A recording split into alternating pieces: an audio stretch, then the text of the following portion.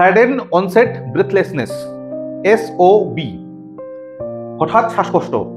তো হঠাৎ শ্বাসকষ্ট এটা আমাদের সচরাচর হয় না, কিন্তু এর জন্য আমাদেরকে প্রস্তুত হয়ে থাকতে হবে, কারণ যে কোনো মুহূর্তে আমাদের পরিবারের কেউ বা আমাদের পার্শ্ববর্তী যে কোনো পরিবারের ব্যক্তি হঠাৎ শ্বাসকষ্টে কবলে পড়ে যেতে পারে। তাহলে সেই পরিস্থিতিতে একমাত্র চিকিৎসক আমরাই। তো সেই পরিস্থিতিতে আমরা একদম হঠাৎ শ্বাসকষ্ট এর পেশেন্ট দেখে যেন ভয় না পেয়ে যাই, কারণ শ্বাসকষ্টর যদি সঠিক কারণ আমরা বুঝতে পারি, অনুমান করতে পারি এবং তার প্রাইমারি মেজার্সটুকুও নিতে পারি, তাহলে পেশেন্টটাকে আমরা হাসপাতাল অবধি শিফট করার যে সময়টা, সেই সময়টা যদি দিতে পারি তাহলে আমরা সফল। হ্যাঁ, হঠাৎ শ্বাসকষ্ট অবশ্যই হার্ট রিলেটেড হবে, এবং হার্ট রিলেটেড কি ডিজিজ আছে তার শুধুমাত্র একবার পেশেন্টটাকে দেখে তার সম্পূর্ণ ডায়াগনোসিস সম্ভব না, বা ট্রিটমেন্টও আমাদের লেভেলে সম্ভব না, কিন্তু প্রাইমারি মেজার্সটা তো আমরা দিতে পারবো, রাইট? সো প্রাইমারি ট্রিটমেন্টটা যদি আমরা দিতে পারি, ততটুকু সক্ষমতা যদি আমাদের তৈরি হয়ে যায় এই ভিডিওটা দেখার পরে, তাহলে এই ভিডিওটার সার্থকতা হবে। ওকে, তো সাডেন অনসেট ব্রেথলেসনেস বা হঠাৎ শ্বাসকষ্ট হলো শ্বাস নেওয়ার সমস্যা যা দ্রুত শুরু হয় এবং কয়েক মিনিট থেকে কয়েক ঘন্টার মধ্যে আরো বেশি তীব্র হয়ে যায়। প্রায়শই এটি হৃদরোগজনিত কারণে হয়। শ্বাসকষ্ট আমাদের লাংস জনিত হতে পারে, মানে COPD, COPD সেগুলো তো হতে পারে, বা অন্যান্য আরো যেগুলো লাংস ডিজিজ সেগুলোর জন্য হতে পারে, কিন্তু সাধারণত দেখা যায় লাংস ডিজিজের জন্য যদি শ্বাসকষ্ট হয় সেগুলো একটু ধীরে ধীরে বাড়ে, কিন্তু হঠাৎ যদি তীব্র হয়ে যায় তাহলে সেটা হার্ট রিলেটেড হওয়ার সম্ভাবনাই বেশি। ওকে, আচ্ছা, হঠাৎ শ্বাসকষ্ট কাদের ক্ষেত্রে বেশি দেখা যায়? এপিডেমিওলজি কি? Common in elderly with pre existing heart disease, যাদের ইতিমধ্যে একটা হার্ট ডিজিজ আছে এবং বয়স্ক ব্যক্তি, তাদের ক্ষেত্রে হঠাৎ শ্বাসকষ্ট হওয়ার সম্ভাবনা বেশি। Can occur in both acute and chronic cardiac patient, যারা অ্যাকিউট কোনো কার্ডিয়াক ডিজিজে ভুগছে বা দীর্ঘদিন ধরে কোনো কার্ডিয়াক ডিজিজে ভুগছে, তাদের ক্ষেত্রে হওয়ার চান্স বেশি। ইমার্জেন্সি প্রেজেন্টেশন ইন হসপিটালসও এটা পাওয়া যায়, আমাদের হসপিটালের ইমার্জেন্সি ডিপার্টমেন্টেও হঠাৎ শ্বাসকষ্ট নিয়ে উপস্থিত হয়। ওকে, বেশ, কি কি কারণের জন্য হঠাৎ শ্বাসকষ্ট হতে পারে? Number 1, acute left ventricular failure. এটা হলো আমাদের হার্টের এদিকটা লেফট, এদিকটা রাইট। সো এই যে লেফটের, এটা কি লেফট ভেন্ট্রিকল। হ্যাঁ, লেফট ভেন্ট্রিকল কোথায় ব্লাড সাপ্লাই যায়? লেফট ভেন্ট্রিকল ব্লাডটা কোথায় যায়? এই যে এটাতে ঢোকে, মানে এওটা, তাই তো? এওটাতে প্রবেশ করে। আমাদের সিস্টেমিক সার্কুলেশনে আমরা কখন শ্বাসকষ্ট অনুভব করি এই বিষয়টাকে বোঝা উচিত। আমাদের শ্বাসকষ্ট আমরা তখনই অনুভব করতে পারবো যদি আমাদের ব্লাডে অক্সিজেনের পার্শিয়াল প্রেশার বলা হয়, partial pressure of oxygen, PO2 যখন কমতে শুরু করে, তখন আমাদের বডিতে কিছু নিউরো রিসেপ্টরস রয়েছে, নার্ভের কিছু রিসেপ্টরস রয়েছে, এগুলো কেমো রিসেপ্টরস। সেই রিসেপ্টরের মাধ্যমে আমরা আমাদের ব্রেইন সেন্স করতে পারে যে আমাদের শরীরে এখন আমাদের রক্তে অক্সিজেনের মাত্রা কত। তো রক্তে যখন অক্সিজেনের মাত্রা কমে যাবে, তখন আমাদের রিসেপ্টর কি করবে? সেই সেন্সেশনটা পাবে যে হ্যাঁ, রক্তে অক্সিজেনের মাত্রা কমে যাচ্ছে। কি কমে যাচ্ছে? Actually partial pressure of oxygen, PO2 কমে যায়। যখন PO2 কমে যাবে, তখন আমাদের ব্রেইন সেটাকে সেন্স করবে এবং অনুভূতি হবে যে আমরা কোথাও শ্বাসকষ্টে ভুগছি। ওকে, আচ্ছা, এখন লেফট ভেন্ট্রিকল মানে এটা যদি হঠাৎ করে ফেইল হয়ে যায় তাহলে কি হবে?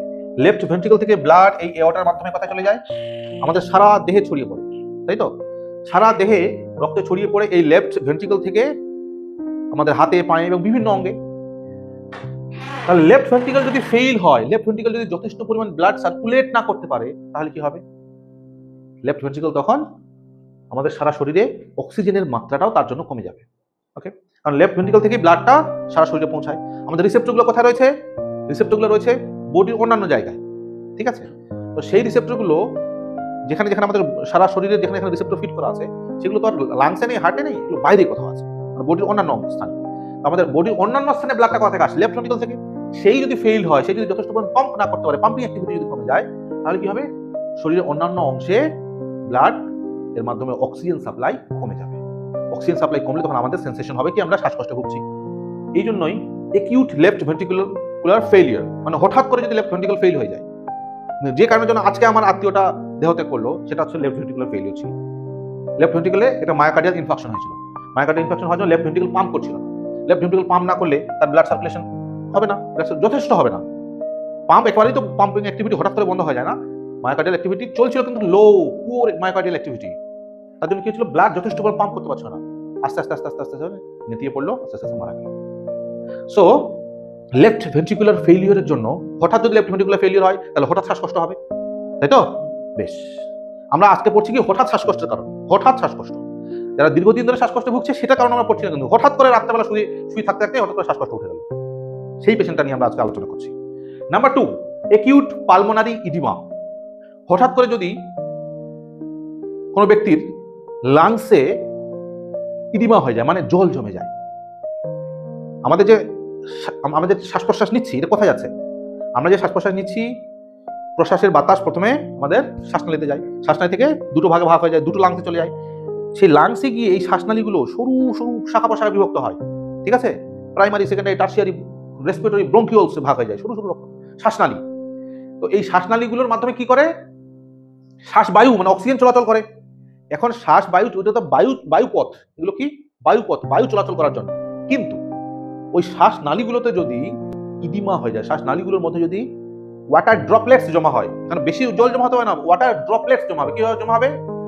জলবিন্দু যদি ওগুলোতে জমা হয় তাহলে শ্বাসবায়ু পরিবহন হবে না। তাহলে শ্বাসবায়ু যদি লাংসে আমাদের না আসে, লাংস থেকে কোথায় যায়?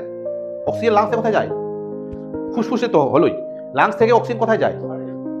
লাংস থেকে অক্সিজেন আগে লাংসের ভেতরেই যে মাইক্রো সার্কুলেশন ব্লাডের মধ্যে মিশে, মানে লাংসের ব্যাপারটা হচ্ছে এরকম, এই যে লাংসের ভেতরে এই যে এখানে যে সরু সরু বায়ুনালী দেখা যাচ্ছে না, যদি এই জায়গাটা যদি বন্ধ হয়ে যায়, বায়ুপথটা যদি বন্ধ হয়ে যায়, তাহলে এখানে এই স্থানটার বায়ু অক্সিজেন আসবে না। আচ্ছা, এখানে এমনিতে কি হয়? যদি অক্সিজেন যদি আসে তাহলে কি হয়? এখানে যদি অক্সিজেন আসে সাবলীল হয় তাহলে কি হয়? এরকম ভাবে আমি বৃহত্তর ভাবে আঁকছি, কিন্তু একটু ছোট হয়। এটা ধরেন একটা এলভিওলাই, এত বড় এলভিওলাই না, এলভিওলাই একটা ছোট মাইক্রো জিনিস। তো এটা এলভিওলাই মানে কি? এটা একটা শূন্য স্থান, বায়ু ফাঁকা একটা স্থান গ্যাসিয়াস এক্সচেঞ্জের জন্য। কার সাথে এক্সচেঞ্জ?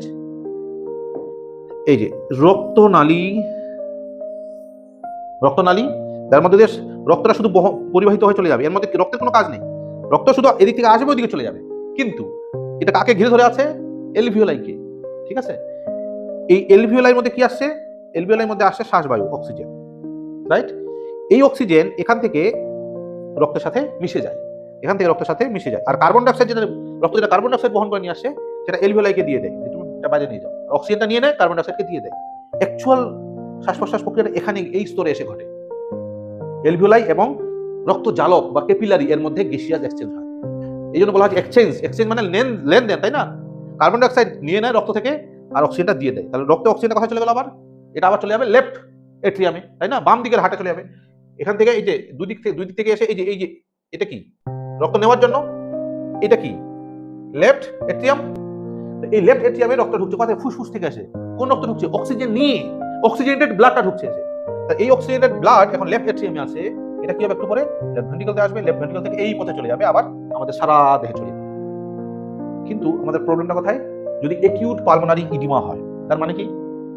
এই দেখেন এখানে গ্যাসিয়াস এক্সচেঞ্জ হবে, লাংসের সাথে যখন রক্তের সাথে অক্সিজেনের যখন গ্যাসিয়াস এক্সচেঞ্জ হবে, এই যে সরু পথগুলো, হ্যাঁ, সরু পথগুলোর মাঝখানে যদি এখানে যদি জল জমে যায়, তাহলে গ্যাসিয়াস এক্সচেঞ্জ হবে না।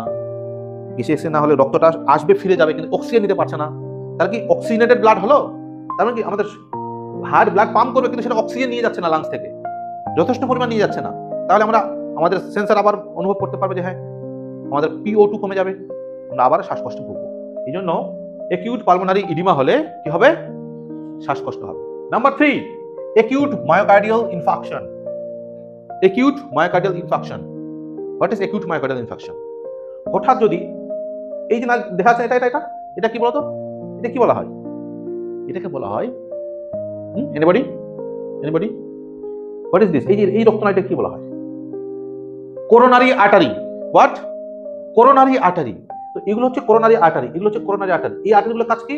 এই যে হৃৎপিণ্ডের যে মাংসপেশিটা, হৃৎপিণ্ডের যে হৃৎপিণ্ডের মাসলটাকে অক্সিজেন সাপ্লাই দেওয়ার জন্য এই রক্তনালীগুলো আছে। বুঝা গেল? এখন যদি দেখা যায় যে এইটা ধরো বন্ধ হয়ে গেল, একটা সরু মাইক্রো কোরোনারি আর্টারি একটা ব্রাঞ্চ বন্ধ হয়ে গেল, তাহলে কি হবে? এই ব্রাঞ্চটা যদি বন্ধ হয়ে যায়, তাহলে এই ব্রাঞ্চটা কথা সাপ্লাই দিচ্ছিল, এই এলাকাটা সাপ্লাই দিচ্ছিল কিনা? হ্যাঁ, তাহলে এই এলাকায় আর ব্লাড নিয়ে আসার মতো কেউ নেই। এখানে যদি একটা মাইক্রো সার্কুলেশন যদি বন্ধ হয়ে যায়, তাহলে এই এলাকায় ব্লাডটা নিয়ে আসার জন্যই কেউ নেই। তাহলে এই অংশটা মাংসপেশিটা, এগুলো কিন্তু এন্ড আর্টারি। কি আর্টারি? End artery. এগুলো কেন? মানে কি? এন্ড আর্টারি মানে এখানে রক্ত সাপ্লাই দেওয়ার জন্য ওই আর্টারিটাই একমাত্র আর্টারি, অন্য কেউ আর নেই সাপ্লাই দেওয়ার, মানে অল্টারনেটিভ কিছু নেই, রাইট? তো সাধারণত যদি এগুলো বন্ধ হয়ে যায় তাহলে কোলাটারাল সাপ্লাই তৈরি হয়ে যে সেই জায়গাটাকে পূরণ করবে, হার্টের বেলায় এই জিনিসটা হয় না। এই আর্টারিটা বন্ধ হয়ে গেলে এই পুরো এলাকাটা অক্সিজেনের ঘাটতি, এই পুরো এলাকাটায় নিউট্রিয়েন্টের ঘাটতিতে পড়বে। তাহলে এখানকার সেলগুলো বেঁচে থাকার জন্য যেগুলো বেসিক জিনিস দরকার, অক্সিজেন এবং নিউট্রিয়েন্টস, সেটা পাবে না। কার্বন ডাই অক্সাইড সেখান থেকে বেরিয়ে আসবে না। সেখান থেকে এক্সক্রিট সাবস্টেন্স মানে রেচন পদার্থ বেরিয়ে আসবে না। মানে সার্কুলেশনই তো বন্ধ হয়ে গেল ওখানে। সার্কুলেশন বন্ধ হলে কিছু সময়ের মধ্যে এখানে সেল ডেথ হওয়া শুরু হবে। কোষগুলো, এখানকার কোষগুলো মরতে শুরু করবে। যেমন দেখো কালো মতো হয়ে গেছে, এর কারণ কি? এর কারণ হচ্ছে অক্সিজেন সাপ্লাই হচ্ছে না বলে। This is your myocardial infarction বা হার্ট অ্যাটাক, এটাকে হার্ট অ্যাটাক বলা হয়। এবার এই জায়গাটা অসুস্থ, হ্যাঁ, এটা কার অংশ? এই ভেন্ট্রিকেলটারই তো অংশ, ঠিক না? তাহলে এই জায়গাটা যদি অসুস্থ হয়, এটা তো ভেন্ট্রিকেলের অংশ, তাহলে এই জায়গাটা কি পাম্প করতে পারবে? মাসেল যদি পাম্প করতে চায় তাহলে মাসেলকে কন্ট্রাকশন হতে হবে না? কন্ট্রাকশন হওয়ার জন্য কি দরকার? অক্সিজেন, নিউট্রিয়েন্ট দরকার। কন্ট্রাকশন মেকানিজমের মধ্যেও এনার্জি লাগে তো, এটিপি লাগে তো। এটিপি কোথা থেকে আসবে? রেসপিরেশন থেকে আসবে, হ্যাঁ, শ্বসন থেকে আসবে। শ্বসন প্রক্রিয়া কি দিয়ে হয়? অক্সিজেন এবং নিউট্রিয়েন্ট দিয়ে। তো অক্সিজেন নিউট্রিয়েন্ট না থাকলে এটিপি তৈরি হবে না। এটিপি তৈরি না হলে এটা কন্ট্রাকশন হতে পারবে না। কন্ট্রাকশন না হলে এটা কি ব্লাড পাম্প করতে পারবে? ব্লাড পাম্প করতে পারবে না। তাহলে যদি একিউট মায়োকার্ডিয়াল ইনফাকশন হয়, হার্টে তীব্র ব্যথা হয় এবং কার্ডিয়াক কন্ট্রাক্টিভিটি কমে যায়। কার্ডিয়াক কন্ট্রাক্টিভিটি কমে গেলে আবারও অক্সিজেন সারা বডিতে সাপ্লাই কমে যাবে, তখন আমাদের শ্বাসকষ্ট হবে। Clear? Number 4, severe arrhythmia, AF মানে এট্রিয়াল ফিব্রিলেশন উইথ আরভিআর অথবা ভিটি, ভেন্ট্রিকুলার ট্যাকিকার্ডিয়া। এই কন্ডিশনগুলো যদি হয় তাহলেও আমরা শ্বাসকষ্ট অনুভব করব। কেন? এই বিষয়টাকে খুব সহজভাবে ব্যাখ্যা করা যায় যে এট্রিয়াল ফিব্রিলেশন মানে কি? এট্রিয়াল ফিব্রিলেশন মানে সিম্পলি যদি এট্রিয়াল ফিব্রিলেশন আমরা বুঝতে চাই তাহলে এটা বলতে পারি যে হার্ট রেট অত্যধিক হাই হয়ে যায়, অতিরিক্ত হাই হয়ে যায়। তাহলে হার্ট রেট আমরা 60 to 100 কে নর্মাল বলে বিবেচনা করি। এবার কারো হার্ট রেট যদি 200 হয় তাহলে কি হবে? তাহলে কার্ডিয়াক সাইকেলের ডিউরেশন কত হবে? 0.3 সেকেন্ড। হ্যাঁ, কার্ডিয়াক সাইকেল মানে কি? হার্ট একবারে যে সংকোচন প্রসারণ হলো, এই সংকোচন প্রসারণ হতে কত সময় লাগে?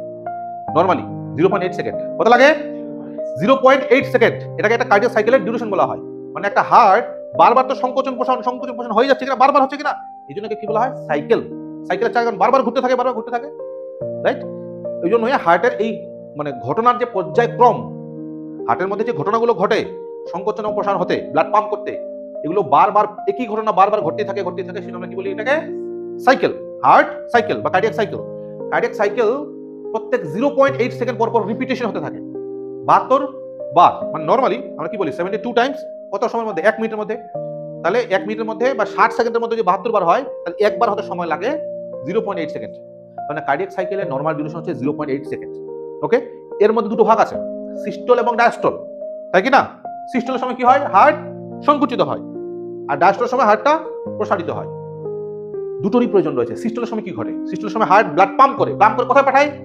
হার্ট যখন সিস্টোল হয় ব্লাড কোথায় পাঠায়? পাম্প করে লাংসে পাঠায়। একটা এই হার্ট থেকে, মানে এটা হচ্ছে রাইট হার্ট, তাই না? এটা রাইট হার্ট থেকে ব্লাডটা কোথায় যাচ্ছে? লাংসে যাচ্ছে। আর লেফট হার্ট থেকে ব্লাডটা কোথায় যাচ্ছে? বডিতে চলে যাচ্ছে, মানে সিস্টেমে সার্কুলেশন চলে যাচ্ছে।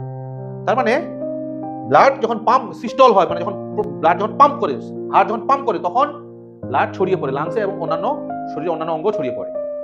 আর ডায়াস্টলের সময় কথা কি হয়? হার্ট প্রসারিত হয়। কেন প্রসারিত হয়? এটাও দরকার আছে। প্রসারিত না হলে, হার্ট প্রসারিত হবে তবে তো সেই লাংস থেকে ব্লাডটা, দেখো এখানে কি হচ্ছে, লাংস থেকে ব্লাড এখানে এসে প্রবেশ করে না?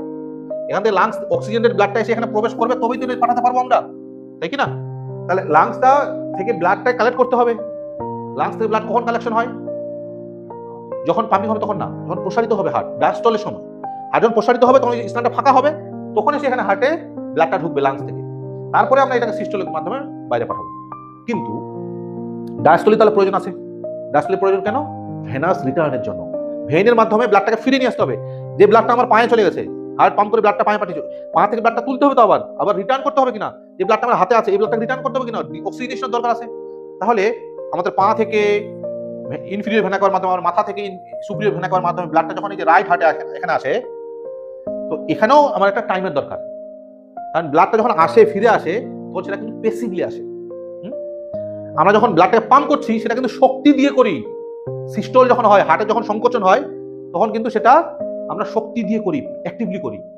কিন্তু ব্লাডটা যখন আমরা ফিরিয়ে নিয়ে আসি তখন কিন্তু কাউকে কেউ ধাক্কাধাক্কি করে না, ওটা কিন্তু নিজে নিজে ফিরে আসে, নিজে নিজে পেসিভলি আসে।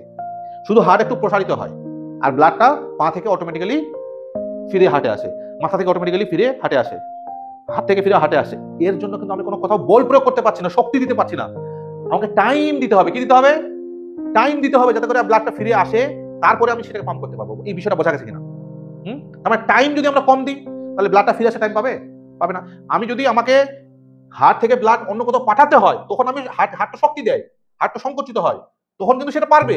কিন্তু যখন অন্য অঙ্গ থেকে ব্লাডটা যখন হার্টের মধ্যে জড়ো করতে হবে, তখন কিন্তু সেটা শক্তি দিয়ে হচ্ছে না, তখন একটু টাইম দিতে হবে, ব্লাডটা এসে জড়ো হবে হার্টের ভেতরে, তারপরে হার্ট পাম্প করতে পারবে। মানে ভেনাস রিটার্ন হওয়ার জন্য কি দরকার? টাইম দরকার। 0.8 সেকেন্ড। ওকে, তার মধ্যে সিস্টোল মানে সংকোচন হয় কত সময় ধরে? সিস্টোল হয় 0.3 সেকেন্ড, আর ডায়াস্টোল হয় 0.5 সেকেন্ড ধরে।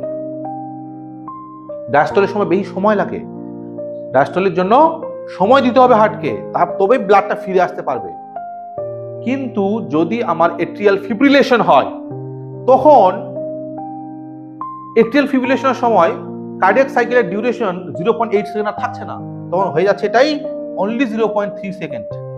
মানে প্রত্যেক 0.3 সেকেন্ড পর পরই হার্ট সংকোচন হবে। এত দ্রুত যখন হার্ট সংকোচন হবে, তখন সেটা সিস্টোল এবং ডায়াস্টোলের মধ্যে ভাগাভাগি হবে ওই টাইমটুকু আবার।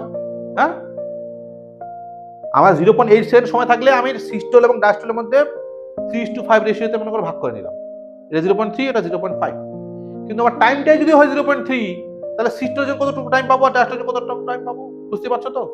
তাহলে ধরে নিলাম যে এটা যদি 0.1 এবং 0.2ও যদি ধরি, তবুও এটা 0.2 সেকেন্ডটা কি ডায়াস্টোল, আর 0.1 সেকেন্ডটা সিস্টোল। তার মানে আমি এট্রিয়াল ফিব্রিলেশন হলে ডায়াস্টোলের জন্য মাত্র 0.2 সেকেন্ড সময় পাচ্ছি। এই সময়ের মধ্যে ব্লাড যে ফিরে আসবে, ভেনাস রিটার্ন যে হবে, সেই ভেনাস রিটার্নটা কমে যায়। বোঝা গেল? সিস্টোল তো হয়ে যাবে, সিস্টোলটা একটা অ্যাক্টিভ প্রসেস, দ্রুত হয়ে যাবে, অসুবিধা নেই। কিন্তু হার্টে অন্যান্য জায়গা থেকে ব্লাডটা তো ফিরে আসতে হবে, তবেই তো হার্ট পাম্প করতে পারবে। হ্যাঁ, এট্রিয়াল ফিব্রিলেশন হলে হার্ট ব্লাডটাকে নিজের মধ্যে হার্টের মধ্যে ভেতরে জড়ো করতে পারে না, এফেক্টিভলি পারে না। মানে ভেনাস রিটার্ন কমে যায়। ভেনাস রিটার্ন যদি কমে যায়, তাহলে হার্ট যে ব্লাড পাম্প করবে তার পরিমাণটা কম হবে। সেটাকে কি বলা হয়? একবারে যতটুকু ব্লাড পাম্প করে সেটা কি বলা হয়? একবারে হার্ট যতটুকু ব্লাড বাইরে পাম্প করে সেটাকে বলা হয় স্ট্রোক ভলিউম। কি বলা হয়? Stroke volume. মানে ধরে নাও 50 ml ব্লাড পাম্প করলো, তাহলে 50 ml হচ্ছে স্ট্রোক ভলিউম। তাহলে হার্ট যদি খুব দ্রুত চলে, তখন 50 ml ব্লাডকে জড়োই করতে পারবে না, তাহলে 5 ml ব্লাডকে জড়ো করলো, তাহলে 5 ml ব্লাডকে সে ইজেক্ট করবার চেষ্টা করবে, তাই কি না? এমনকি স্ট্রোক ভলিউম তখন মিনিমাম হয়ে যায়। বোঝা গেল? এট্রিয়াল ফিব্রিলেশনে হার্ট রেট খুব বেড়ে যায়। মানে আমরা এখানে তিনটা টার্মের কথা বলবো। একটা হচ্ছে কার্ডিয়াক আউটপুট, একটা হলো স্ট্রোক ভলিউম, আর একটা হলো হার্ট রেট। এট্রিয়াল ফিব্রিলেশন হলে কি বেড়ে যায়? হার্ট রেট বেড়ে যায়, মানে হার্ট দ্রুত পাম্প করে। তখন আমরা ভাবি কি হার্ট যদি দ্রুত পাম্প করে তাহলে মানে বেশি ব্লাড পাম্প করবে, এটা আমরা আমাদের সাধারণ ধারণা। হার্ট যদি দ্রুত যদি স্পন্দিত হয়, তাহলে বেশি পরিমাণ ব্লাড পাম্প করবে, তাহলে কার্ডিয়াক আউটপুট বাড়ে। কার্ডিয়াক আউটপুট মানে কি? কার্ডিয়াক আউটপুট মানে হচ্ছে প্রত্যেক মিনিটে হার্ট মোট যতগুলো ব্লাড সিস্টেমিক সার্কুলেশনে পাম্প করে আউট করছে, সেটা হচ্ছে কার্ডিয়াক আউটপুট। আমাদের শরীরে নর্মালি 5 থেকে 6 লিটার কার্ডিয়াক আউটপুট দরকার। মানে প্রত্যেক মিনিটে হার্টকে 5 থেকে 6 লিটার ব্লাড পাম্প করতে হবে সিস্টেমিক সার্কুলেশন, তাহলে আমাদের অক্সিজেন লেভেল মেনটেইন থাকবে। ক্লিয়ার? এটাকে বলা হয় কার্ডিয়াক আউটপুট। ওকে, আচ্ছা, কার্ডিয়াক আউটপুট সমান কি? Stroke volume into heart rate. Stroke volume মানে কি? স্ট্রোক ভলিউম মানে হচ্ছে এক ধাক্কায় যতটুকু ব্লাড সে পাম্প করতে পারে, সেটা স্ট্রোক ভলিউম। আর হার্ট রেট মানে মিনিটে যতবার সংকোচন প্রসারিত হয়, সেটা হচ্ছে হার্ট রেট। এই দুটোর গুণফল হচ্ছে কার্ডিয়াক আউটপুট। ওকে, এইবার এট্রিয়াল ফিব্রিলেশন হলে এই কার্ডিয়াক আউটপুটটাই কমে যায়। কেন? এট্রিয়াল ফিব্রিলেশন হলে হার্ট রেটটা অতিরিক্ত হাই হয়ে যায়। হার্ট রেট হাই থাকে, হার্ট রেট আমি একটা অঙ্কের মাধ্যমে যদি বোঝানোর চেষ্টা করি, নর্মালি কি হয়, নর্মালি আছে তোমার স্ট্রোক ভলিউম ধরে নাও 50 ধরে নিলাম, আচ্ছা হার্ট রেট ধরে নিলাম 70 টাইমস মিনিটে, তাহলে কত হচ্ছে 3500, 3.5 লিটার ব্লাড, এই অঙ্কের খাতিরে ধরে নিলাম 3.5 লিটার ব্লাড যদি পাম্প করে তাহলে এটা ওকে, তাহলে আমাদের হার্ট রেট ঠিক আছে, মানে সরি কার্ডিয়াক আউটপুট ঠিক আছে, আমাদের অক্সিজেন লেভেল মেনটেইন থাকবে। কিন্তু এট্রিয়াল ফিব্রিলেশন হলে তখন এই হার্ট রেটটা অতিরিক্ত বেড়ে যাবে, তখন 70 জায়গায় এটা হয়ে যাবে 200, ঠিক আছে, কিন্তু স্ট্রোক ভলিউমটা অতিরিক্ত ডিমিনিশড হয়ে যাবে। এখানে স্ট্রোক ভলিউম যদি হয়ে যায় 10 ml, তাহলে দুটো গুণফল কত হবে 2000। আমাদের কার্ডিয়াক আউটপুট কত দরকার 3500, আমার কার্ডিয়াক আউটপুট হয়েছে তখন 2000। হার্টের আসলে বেশি, কিন্তু তা সত্ত্বেও স্ট্রোক ভলিউমটা কম।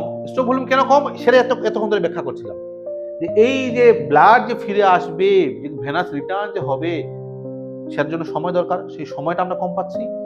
এবার তার জন্য ব্লাড জড়োই হচ্ছে না হার্টের মধ্যে, তাহলে হার্ট পাম্প কি করবে, পাম্প কি করতে পারবে না, সেই জন্য আলটিমেটলি কার্ডিয়াক আউটপুট কমে যায়। কার্ডিয়াক আউটপুট কমলে কি হবে, অক্সিজেন লেভেল মেনটেইন থাকবে না, থাকবে কি, অক্সিজেন লেভেল মেনটেইন না থাকলে শ্বাসকষ্ট, তখনই শ্বাসকষ্ট আমরা ফিল করতে পারবো। এই জন্য এট্রিয়াল ফিব্রিলেশন বা ভেন্ট্রিকুলার ট্যাকিকার্ডিয়া, ভেন্ট্রিকুলার ট্যাকিকার্ডিয়া তাই হয়, ভেন্ট্রিকুলার ট্যাকিকার্ডিয়া তো হার্ট রেট অতিরিক্ত হাই হয়ে যায়। ওকে, এবার আমরা পড়বো একিউট মাইট্রাল রিগার্জিটেশন বা পেপিলারি মাসেল রাপচার। যদি হঠাৎ পেপিলারি মাসেল রাপচার হয়ে যায় তাহলে শ্বাসকষ্ট হওয়া শুরু হবে। একিউট মাইট্রাল রিগার্জিটেশন, ভালো করে শোনো।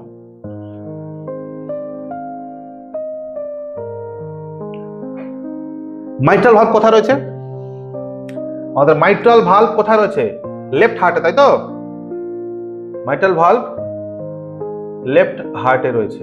কি করলাম,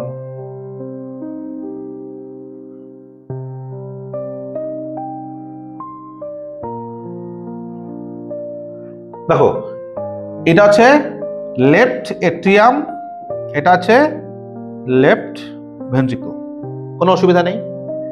এইখানে একটা ভালভ থাকে, এই যে, ঠিক আছে, এই যে ভালভটা আছে এটা লেফট এট্রিয়াম এবং ভেন্ট্রিকলের মধ্যে এই ভালভটা আছে, এটাকে বলা হয় মাইট্রাল ভালভ। এই ভালভের রোলটা কি ভালো করে বুঝো। এই যে হার্টের এই অংশটা, এখান থেকে ব্লাডটা চলে যায় কিন্তু এই পথে, কারণ এখানে কোথাও একটা ছিদ্র আছে, ভেতর দিয়ে আছে, এটা পিছন দিয়ে থাকে বলে এটা আমরা সামনে দেখতে পাই না, কিন্তু এর পেছন দিয়ে একটা ছিদ্র আছে যেটা এইখানে ব্লাড এই পাইপটির সাথে কানেকশন আছে। ওকে, ভালো করে বোঝো। যখন এখান থেকে ব্লাড চলে এলো ভেন্ট্রিকলের ভেতরে, মানে ভেন্ট্রিকলে যখন ডায়াস্টোল চলছে, ভেন্ট্রিকলে যখন ডায়াস্টোল চলবে তখন এই লেফট এট্রিয়াম থেকে ব্লাডটা এই ভালভের মুখটা খুলে গিয়ে এই পথে আসবে, এটা নর্মাল। ওকে, আচ্ছা নেক্সট, এই লেফট ভেন্ট্রিকলটা যখন সংকোচন হবে, মানে এর চারিদিক থেকে যখন সংকুচিত হবে তখন এই ব্লাডটার উপরে চাপ পড়বে, ঠিক আছে। এই লেফট ভেন্ট্রিকলটার তখন দুটো কানেকশন, এই দিক থেকে ব্লাড আসছিল, এইদিকে একটা কানেকশন রয়েছে, আর এই পাইপটার সাথে কানেকশন রয়েছে, তাই কি না, তাই দুটো কানেকশন। যখন এই লেফট ভেন্ট্রিকলের মধ্যে চাপ পড়বে তখন এই ব্লাডটা কি একটা লিকুইড ফ্লুইড, তাই না, তরল পদার্থ, তরল পদার্থ তো যে কোনো দিকে, যেদিকে ফাঁক পাবে সেদিকে যাওয়ার চেষ্টা করবে। তো যখন এই ভেন্ট্রিকলটা চাপ দেবে তখন এর যাওয়ার দুটো পথ, এই পথে এবং এই পথে।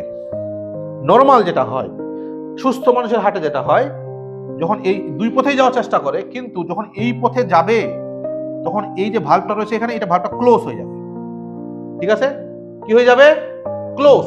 আচ্ছা, এটা ক্লোজ যখন হয়ে যাবে এবং ক্লোজ থেকে যাবে, এটাকে পিছনের দিকে কিছু পেপিলারি মাসেল আছে যেটা যার মাধ্যমে এটা টানা থাকে, মানে এই যে ব্লাডটা গিয়ে এখানে ধাক্কা দিচ্ছে, এখানে গিয়ে যখন ধাক্কা দিচ্ছে, এটা তো এই পাশে তো খুলে দিতে পারে, ভালভটা খুলে দিতে পারে, কিন্তু তা হবে না। কেন হবে না, এই নিচ থেকে টানা দেওয়া আছে পেপিলারি মাসেলসের মাধ্যমে, বোঝা গেল। তার মানে এই দুটো বন্ধ হয়ে যাবে আর এই পেপিলারি মাসেলের উপর টান পড়বে, তখন এইটা ব্লাডটা চাইলেও আর এই ভালভটা খুলে ওই পথে আর যেতে পারবে না। এটা হচ্ছে সুস্থ স্বাভাবিক মানুষের হার্টে হয়, তার মানে এই রাস্তাটা বন্ধ হয়ে গেল। হ্যাঁ, আচ্ছা, এই রাস্তাটা কিন্তু খোলা থাকে, এই রাস্তাটা খোলা থাকে, তখন কি হবে, চাপে এই রক্তটার একমাত্র যাওয়ার পথ থাকে এইটা, তখন ব্লাড এই পথে চলে যায়। এটা হচ্ছে সুস্থ স্বাভাবিক মানুষের হার্ট। অস্বাভাবিকভাবে কি হতে পারে, অসুস্থ মানুষের হার্টে কি হতে পারে, যদি এই যে পেপিলারি মাসেলস এগুলো যদি রাপচার হয়ে যায়, মানে ছিঁড়ে যদি যায়, তাহলে যখন এটা যখন চাপ দেবে, তখন এই ভালভটার উপরে তো রক্তটা কি চাপ দিচ্ছে, তাহলে সেই চাপটা আবার ধরে রাখে কি এই পেপিলারি মাসেলস গুলো। এগুলো যদি ছিঁড়ে যায়, তাহলে এই ভালভটা অত শক্তি তো নেই, যে ভালভ ওই রক্তের চাপটাকে, মানে নিলয়ের মধ্যে কিন্তু যখন সংকোচন হয়, ব্লাডের প্রচন্ড চাপ সৃষ্টি হয়, বোঝা গেল? তাহলে এই ভালভটা কিন্তু সেই ক্ষমতা নেই যে এই রক্তের চাপটাকে সহ্য করে ধরে রাখতে পারবে।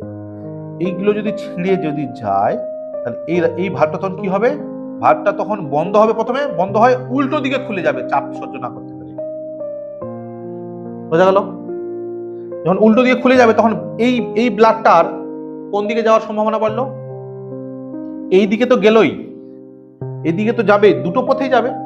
এইদিকে যদি ব্লাড যায় এবং এই দিকেও যদি যায়, কিছুটা ব্লাড যদি এদিকে উল্টো পথে ঘুরে যায়, উল্টো পথে যদি ব্লাড ঘুরে যায়, ধরে নাও এখানে টোটাল ব্লাড আছে 50 ml, ওকে, তার মধ্যে এইদিকে চলে গেল 30 ml, এদিকে চলে গেল 20 ml, 20 ml যদি ঘুরে যায় ওইদিকে, তাহলে তো 20 ml ব্লাডটা ওয়েস্টেজ হচ্ছে না, লস হচ্ছে। তাহলে প্রত্যেকবার স্ট্রোক ভলিউমে আমি কত পাচ্ছি, 30। ভালো করে শোনো ব্যাপারটা, স্ট্রোক ভলিউম হচ্ছে আমার তাহলে 30 ml ব্লাড এদিকে যাচ্ছে, এটাই তো স্ট্রোক ভলিউম। আচ্ছা, স্ট্রোক ভলিউমের সাথে হার্ট রেট কত, 70, গুণফল কত হবে, 2100 যদি কার্ডিয়াক আউটপুট হয়, তাহলে আমরা কি অক্সিজেন লেভেল মেইনটেইন করতে পারবো না? এই কন্ডিশনটাকে বলা হয় মাইট্রাল রিগার্জিটেশন। এটা কি, এটার নাম কি, কি ভালভ, জোরে বলো, এটার নাম কি, এই ভালভটার নাম কি, মাইট্রাল ভালভ। কি, মাইট্রাল ভালভ। মাইট্রাল ভালভ যদি অকেজ হয়ে যায়, যদি এই যে টানাগুলো ছিল পেপিলারি মাসেলস দিয়ে, সেগুলো যদি অকেজ হয়ে যায়, ছিঁড়ে যায়, তাহলে ভালভ উল্টো দিয়ে খুলে যাবে, ব্লাড উল্টো পথে যাবে। ব্লাড যদি উল্টো পথে বয়, তখন সেটাকে বলা হয় রিগার্জিটেশন। কি বলা হয়, রিগার্জিটেশন। তাহলে এখানে ব্লাড উল্টো পথে চলে গিয়ে কি হবে, রিগার্জিটেশন হবে। কোন ভালভের মধ্যে দিয়ে রিগার্জিটেশন হচ্ছে, মাইট্রাল ভালভের মধ্যে দিয়ে, সেই জন্য বলা হয় মাইট্রাল রিগার্জিটেশন। ক্লিয়ার? তার মানে এটা মাইট্রাল রিগার্জিটেশন কি জন্য হলো, পেপিলারি মাসেল রাপচার। এই যে পেপিলারি মাসেল এগুলো রাপচার হয়ে গিয়ে মাইট্রাল রিগার্জিটেশন যদি হঠাৎ করে হয়, তাহলে ব্লাড হাতে পায়ে না পৌঁছে হার্টের দিকে উল্টো দিকে যাবে। ক্লিয়ার? উল্টো দিকে ব্লাড গেলে তখন শ্বাসকষ্ট শুরু হবে, কারণ কার্ডিয়াক আউটপুট তখন কমে যাচ্ছে। কার্ডিয়াক আউটপুট কমলে আমরা শ্বাসকষ্ট অনুভব করব। ওকে, আর কি কারণ আছে, মেসিভ পালমোনারি এম্বোলিজম। যদি মেসিভ কোনো পালমোনারি এম্বোলিজম হয়, তাহলে আমরা শ্বাসকষ্ট অনুভব করব। তাহলে এক্সপ্লেইন করা যাক। বেশ, এটা হচ্ছে লাংস। এখানে কি দেখানো হয়েছে, এগুলো কি, এগুলো হচ্ছে ব্রঙ্কিওলস, হ্যাঁ, আমাদের শ্বাসনালীর শাখা প্রশাখা, তাই তো? আচ্ছা, মনে করে নাও যে এইখানে একটা এম্বোলিজম হয়েছে। এম্বোলিজম মানে নালীর ভেতরে কোন একটা লিকুইড জাতীয় পদার্থ এখানে আটকে গেছে এই জায়গাটায়। এর কাজ কি ছিল, এটার কাজ ছিল এইটা দিকে অক্সিজেন নিয়ে আসা, হ্যাঁ, এদিকে অক্সিজেন নিয়ে আসা, এর অক্সিজেন নিয়ে আসবে, তবেই তো এটা রক্তের সাথে অক্সিজেন মিশবে। তার মানে কি, এখানে যদি কোনো একটা লিকুইড বা একটা ব্লাড ক্লটস তো এখানে আসবে না, ওটা লিকুইড জাতীয় পদার্থ, হ্যাঁ, আটকে যায়। যদি আমরা জল শ্বাস না নিতে চলে, কি হবে, পালমোনারি এম্বোলিজম হয়ে যাবে। অনেক সময় হয় না, পেশেন্ট, পরে বলছি, তো এখানে যদি কোনো লিকুইড আটকে যায়, তাহলে কি হচ্ছে ভালো করে বলছি। এখানে একটা লিকুইড আটকে গেলে যে লাংসের এই অংশটুকু, এই পুরো অংশটাতে অক্সিজেন নিয়ে আসতো, কিন্তু এই পথেই আসতো, ঠিক আছে? এখানে যদি এবার এটা লিকুইড আটকে যায়, জল কটা যদি আটকে যায়, তাহলে এখান থেকে অক্সিজেন আর আসবে না। তাহলে লাংসের এই অংশটা কি হবে, রক্ত এখানে আসবে কিন্তু অক্সিজেন এখানে আসছে না। তাহলে অক্সিজেন এবং রক্তের মধ্যে আদান প্রদান হবে, গ্যাসিয়াস এক্সচেঞ্জ হবে না। তাহলে এই জায়গাটা যদি পুরো গ্যাসিয়াস যাচ্ছে না, আমাদের লাংসটা তো এইটুকুই, হ্যাঁ, তার মধ্যে এইটা কতটুকু, 20% বা 30% হবে তো। তাহলে আমার লাংসে পুরো লাংসটাই ধরে কাজ করছে, এই অংশটুকু করছে না। তা 30% তো বাদ চলে যাচ্ছে। তাহলে 30% যদি বাদ যায় প্রত্যেকবারে, প্রত্যেকটা স্ট্রোক ভলিউমে তুমি ভাবো 30% যদি বাদ যায়, তাহলে আমরা অক্সিজেনে ভুগবো না? আমাদের তখন পার্সেন্ট স্যাচুরেশন কত হবে? হ্যাঁ, পার্সেন্ট স্যাচুরেশন হয় না আমাদের, আমরা যে স্যাচুরেশন পার্সেন্টেজ অক্সিজেনের যে মাপি পালস অক্সিমিটার দিয়ে, হ্যাঁ, সেখানে আমরা কত পার্সেন্ট পাই? নর্মালি 99%, 100%। যদি 90 নিচে নেমে যায় আমাদের অক্সিজেন লেভেল, তাহলেই আমাদের শ্বাসকষ্ট হওয়া শুরু হয়। 90ও না, 95 এর নিচে নেমে গেলে শ্বাসকষ্ট হওয়া শুরু হয়। তাহলে কারো অক্সিজেন লেভেল যদি 70% হয়, মানে 30% কমে গেছে ধরো, তার শ্বাসকষ্ট হবে না? হবে কিন্তু।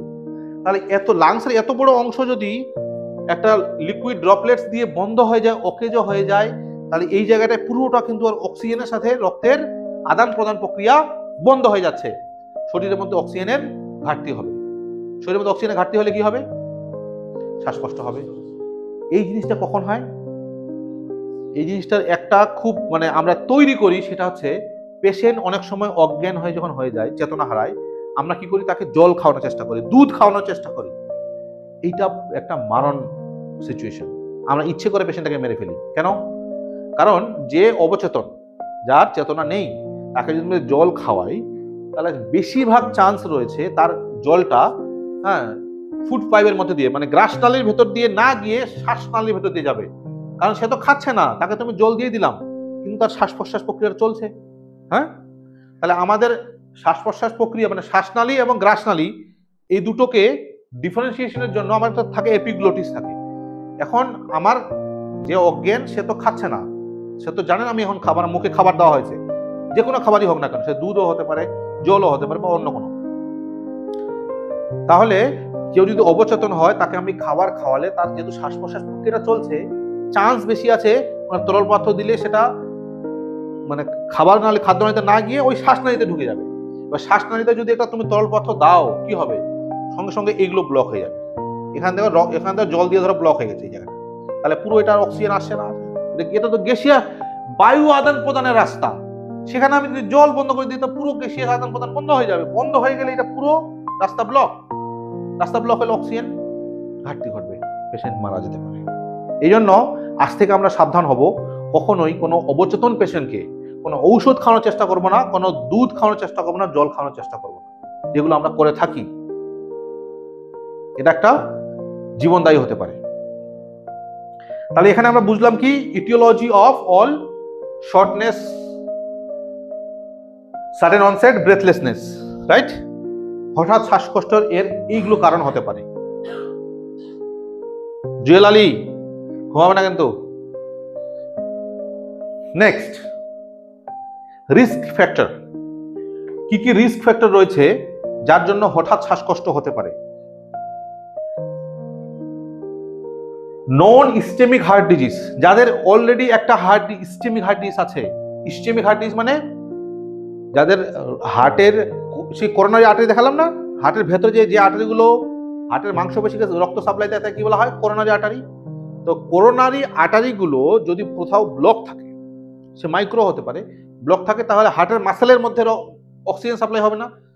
হ্যাঁ, হার্টের মাংসপেশিতে অক্সিজেন সাপ্লাই হবে না, তার মানে সেটা একটা ইস্টেমিক হার্ট ডিজিজ। ইস্টেমিয়া মানে রক্তর অভাবের জন্য হার্টের মধ্যে যে ডিজিজ হয় সেটাকে ইস্টেমিক হার্ট ডিজিজ বলা হয়, রক্ত চলাচলের প্রবাহের বাধার জন্য। তো যদি অলরেডি কারো ইস্টেমিক হার্ট ডিজিজ থাকে, তাহলে তার হঠাৎ শ্বাসকষ্ট হওয়ার চান্স বেশি। কারণ ইস্টেমিক হার্ট ডিজিজের মাত্রাটা হঠাৎ করে বেড়ে গেলে তার হার্ট অকেজো হবে। হার্ট যদি অকেজো হয়, তাহলে সার্কুলেশন এফেক্টেড হবে। সার্কুলেশন এফেক্টেড হলে আমরা শ্বাসকষ্ট ভুগবো। হাইপার টেনশন, হঠাৎ যদি কারোর, যারা অলরেডি হাইপার টেনশনের পেশেন্ট, যার ব্লাড প্রেশার অলরেডি 180/110 থাকে, তাহার চান্স আছে হঠাৎ শ্বাসকষ্ট হওয়ার। কেন? যারা অলরেডি ব্লাড প্রেশার হাই, তার হতে পারে কোন একটা কারণের জন্য ব্লাড প্রেশার আরেকটু বেশি হয়ে গেছে। তো ব্লাড প্রেশার যদি কারো 200 হয়ে যায়, তাহলে কি হবে? 200/120 কি হবে? মানে ব্লাড প্রেশার 200 কোথায়? ব্লাড প্রেশার 200 মানে এইখানে। আমরা ব্লাড প্রেশার কোথায় পরিমাপ করি? ব্রাকিয়াল আর্টারিতে, দেখি না? তো ব্রাকিয়াল আর্টারির ব্লাড প্রেশার 200, এই ব্রাকিয়াল আর্টারি তো এরই ব্রাঞ্চ। এখান থেকে এই যে এখান থেকে তো ব্রাঞ্চটা বেরিয়ে যাচ্ছে না, এই দিক থেকে এখান থেকে নিয়ে নিচে নেমে এসে দুদিকে ব্রাঞ্চ বেরিয়ে যায় এখান থেকে, ঠিক আছে। তাহলে এই যে এটা আছে, এটা কি বলা হয়, মহাধমনী। তো মহাধমনীর হচ্ছে ব্রাঞ্চ ব্রাকিয়াল আর্টারি। তাহলে আমরা যদি কারো blood pressure 200 millimetre HG by 120 millimetre HG পাই, তার মানে এইখানে ব্লাড প্রেশার 200 বাই 120, রাইট। আচ্ছা, এখানে ব্লাডটা আসছে কোথা থেকে, এইখান থেকে, এই পথে। তাহলে লেফট ভেন্ট্রিকল থেকে ব্লাড এখানে নিয়ে যেতে এখানে কত প্রেসার হতে হবে, এখানে কত প্রেসার হতে হবে, মিনিমাম 200 এর বেশি, কারণ অলরেডি এখানেই তো 200 রয়েছে। এখানেই ব্লাড প্রেসার 200, তাহলে হার্টকে 200 এর থেকেও বেশি প্রেসার ক্রিয়েট করতে হবে, তবেই এখানে 200 হবে, মানে ব্লাডটাকে পাম্প করতে পারবে, তাই কি না। তাহলে এখানে ব্লাড প্রেসার হতে হবে আরো গ্রেটার দেন 200।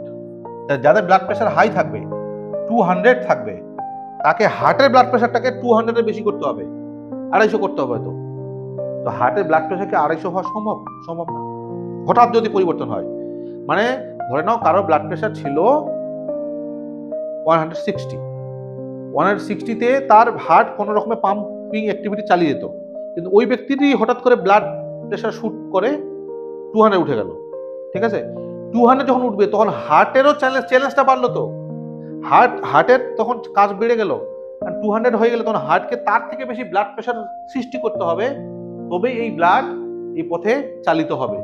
তার মানে কি, হার্ট তখন এই ব্লাডটাকে পাম্প করে যে এই পথে পাঠাবে, হ্যাঁ, সেই পাঠানোতে সক্ষম হয় না। আর সক্ষম না হলে তাহলে কার্ডিয়াক আউটপুট কমে যাবে, মানে স্ট্রোক ভলিউম কমে যাবে। প্রথমে স্ট্রোক ভলিউম কমে যাবে। আমরা কার্ডিয়াক আউটপুট সমান কি বললাম, কার্ডিয়াক আউটপুট সমান stroke volume into heart rate, okay. তাহলে হার্ট যদি এখানে পুরো ব্লাডটাকে পাম্প না করতে পারে, মানে হার্টের মধ্যে ধরো এখানে 100 ml ব্লাড আছে, তার মধ্যে থেকে ধরো 30 ml ব্লাডকে পাম্প করতে পারছে আর 70 ml পারছে না, মানে ইনজেকশন ফ্র্যাকশন ধরো কমে গেছে, তাহলে কি হবে? তাহলে এখানে 30 ml হবে স্ট্রোক ভলিউম, হ্যাঁ, যতটুকু পাম্প করবে একবারে সেটাই স্ট্রোক ভলিউম। তাহলে হার্ট যদি মাত্র 30 ml ব্লাড পাম্প করতে পারে, হার্ট রেট যদি হয় 70, তাহলে কার্ডিয়াক আউটপুট 2100 মাত্র, মানে 2100 অনলি। কারণ এই কার্ডিয়াক আউটপুটে আমাদের শ্বাসকষ্ট অনুভব হবে। এই জন্য যাদের ব্লাড প্রেসার হাই, তখন হার্ট ওই হাই ব্লাড প্রেসারের এগেইনস্টে পাম্প করতে পারে না, তখন আমরা শ্বাসকষ্ট ভুগি। দেখবে এটা একটা normal complain high blood pressure রোগীরা করে, যে আমি একটু হাঁটাচলা করলে শ্বাসকষ্ট অনুভব করছি, সিঁড়ি উঠলে শ্বাসকষ্ট অনুভব করছি। কেন? যারা ব্লাড প্রেসার অলরেডি হাই, হ্যাঁ, যখন সে সিঁড়ি উঠবে তখন তার কি বাড়বে, মানে ব্লাড প্রেসার যখন খুব হাই হয় তখন হার্ট খুব বেশি এফেক্টিভলি পাম্প করতে পারে না, মানে হার্ট যতটুকু পারে সে তার শুয়ে থাকলে বসে থাকলে একটু অল্প হাঁটাচলা করলে সেটা মানে সাস্টেন করতে পারে। কিন্তু যদি সিঁড়ি উঠতে হয় তখন আমাদের মাসেলকে বেশি কাজ করাতে হচ্ছে। মাসেলকে যখন বেশি কাজ করাতে হবে তখন আমার বেশি করে অক্সিজেন দরকার, মানে কার্ডিয়াক আউটপুট বেশি করে দরকার, হ্যাঁ, মানে বেশি করে ব্লাডের দরকার, ব্লাড সাপ্লাই দরকার। বেশি করে ব্লাড সাপ্লাইকে হার্ট করতে পারবে না। হার্টের তো ওই যে বেশি প্রেসার যেহেতু আছে, আর্টারিতে প্রেসার বেশি, তাহলে বেশি প্রেসারে এগেইনস্টে যে চাপ দিয়ে এখানে প্রেসার বেশি, তাহলে হার্টকে চাপ আরো বেশি দিয়ে যে ব্লাড পাম্প করতে হবে সেটা সক্ষম হবে না। সক্ষম না হলে আমরা শ্বাসকষ্ট অনুভব করব। এই জন্যই যাদের ব্লাড প্রেসার হাই তারা অল্প হাঁটাচলা করলে, বেশি মানে একটু অল্প হাঁটাচলা করলে তো ঠিক আছে, কিন্তু তার থেকে একটু বেশি করতে গেলেই শ্বাসকষ্ট অনুভব করে। অথচ তাকে যদি আমরা ব্লাড প্রেসারের ট্রিটমেন্ট দিই তাহলে দেখবে যে ওই ব্যাপারটা থাকছে না। এটাকে বলা হয় শর্টনেস অফ ব্রেথ, মানে ব্রেথলেসনেস বা shortness of breadth on exertion. মানে এক্সারশন যদি তাকে দেওয়া হয়, তাকে যদি পরিশ্রম করতে দেওয়া হয়, তাহলে তার শ্বাসকষ্ট হয়। আচ্ছা, আর কি হতে পারে? ভালভিউলার হার্ট ডিজিজ। ভালভিউলার হার্ট ডিজিজ একটা রিস্ক। যদি কারো ভালভিউলার হার্ট ডিজিজ থাকে তার চান্স আছে তার যে কোনো সময় হঠাৎ শ্বাসকষ্ট উঠতে পারে। তাহলে কেন ভালভিউলার হার্ট ডিজিজ হলে শ্বাসকষ্ট কেন হতে পারে? ভালভিউলার হার্ট ডিজিজ মানে কি? মানে সেই ব্যক্তির ভাল্বগুলো অকেজো। ধরে নিলাম আমি কোনো ব্যক্তির এই ভাল্বটা কি বলা হয়, এই ভাল্বটার নাম কি? Mitral valve, right? এই ভাল্বটার নাম হচ্ছে মাইট্রাল ভাল্ব। এই ভাল্বটা মনে করো অকেজো। আচ্ছা, এই নিচের দিকে এগুলো দেখা যাচ্ছে না হোয়াইটিশ কালার, এগুলো কি? এই যে হোয়াইটিশ কালার দেখা যাচ্ছে যে পেপিলারি মাসেলস, যেগুলো একটু বললাম, এই পেপিলারি মাসেলস গুলোর মাধ্যমে নিচের দিকে টানা থাকে। তবে এই ভাল্বটা ক্লোজ হতে পারে, ক্লোজ হয়, উল্টো দিকে প্রোট্রুশন হয় না, উল্টো দিকে রিগার্জিটেশন হয় না, এর নিচের দিকে টানা থাকে বলে। ফিজিক্সটা বোঝা গেছে কি না বোঝা যায় না বলবো আবার, বোঝা গেছে বেশ। তো ভালভিউলার হার্ট ডিজিজ থাকে, তাহলে ভালভের কাজ কি? ভালভের কাজ হচ্ছে প্রবাহকে একমুখী করা। একমুখী মানে এদিক থেকে ব্লাড এইদিকে আসবে, এদিক থেকে ব্লাড এদিকে যাবে, এই পথে যাবে। এইটা হচ্ছে একটা প্রবাহের দিক। কিন্তু এই ভালভটা যদি অকেজো হয়, তাহলে কি হবে? এদিক থেকে ব্লাড এদিকেও যাবে প্লাস এদিকেও যাবে, তার মানে কি দ্বিমুখী প্রবাহ হচ্ছে, একমুখী হচ্ছে না। তাহলে যখন একমুখী প্রবাহ হবে তখন আমার যে ব্লাড পাম্প করবে হার্ট, সেটা আমার জন্য যথেষ্ট হবে। কিন্তু এর কিছুটা ব্লাড যদি ওই দিকে উল্টো পথে চলে যায়, তাহলে এই পথে আমি যে পথে আমার দরকার, সেই পথে যতটুকু ব্লাড আমি পাচ্ছি সেটা আমার জন্য যথেষ্ট হবে না, আমি শ্বাসকষ্ট ভুগবো। ওই জন্য ভালভিউলার হার্ট ডিজিজ থাকলে রিগার্জিটেশন হবে। রিগার্জিটেশন হলে কার্ডিয়াক আউটপুট কমে যাবে, কার্ডিয়াক আউটপুট কমে গেলে শ্বাসকষ্ট হবে। এবং রিসেন্ট মায়োকার্ডিয়াল ইনফাকশন, হঠাৎ করে একটা মায়োকার্ডিয়াল ইনফাকশন হয়ে গেল, হার্ট অ্যাটাক হয়ে গেল, তাহলেও আমরা শ্বাসকষ্টে ভুগবো। কেন ভুগবো সেটা আমি আগের ভিডিওতে এক্সপ্লেন করেছি। কিন্তু this are the risk factor. যাদের এই পাঁচটা জিনিস আছে, তাদের হঠাৎ করে শ্বাসকষ্ট হতে পারে। কি কি? নাম্বার 1, নন ইস্টেমিক হার্ট ডিজিজ। যারা অলরেডি IHD ইস্টেমিক হার্ট ডিজিজে ভুগছে, যারা নাইট্রোগ্লিসারিনের পট খায় না, নাইট্রোগ্লিসারিন 2.6, নাইট্রোলগ যারা রেগুলারলি খাচ্ছে, তারা ইস্টেমিক হার্ট ডিজিজে ভুগছে। যারা রেগুলারলি সরবিট্রেট জীবের নিচে নেয়, তারা ইস্টেমিক হার্ট ডিজিজে ভুগছে। আর কি নেয়? আর ইকোস্পিরিন AB75 নিচ্ছে, বা রেনোজেক্স বা রেনোলাস 500 ট্যাবলেট নিচ্ছে। তো এই সমস্ত ঔষধগুলো যারা রেগুলারলি নাইট্রোলগ 2.6 বা ইকোস্পিরিন AB75 বা রেনোলাস বা রেনোজেক্স 500 বা সরবিট্রেট রেগুলারলি জীবের তলায় নিচ্ছে, তারা ইস্টেমিক হার্ট ডিজিজে ভুগছে। হতে পারে তাদের হঠাৎ করে শ্বাসকষ্ট। ওকে। Number 2, hypertension. যারা রেগুলারলি ব্লাড প্রেশারের ঔষধ খায়, রেগুলার ব্লাড চেক আপ করাও, হঠাৎ একদিন ব্লাড প্রেশারের ওষুধ খায়নি, কি হবে? ব্লাড প্রেশার শুট আপ করবে। ব্লাড প্রেশার শুট আপ করলে তার হঠাৎ শ্বাসকষ্ট হতে পারে। আর কি? ভালভিউলার হার্ট ডিজিজ।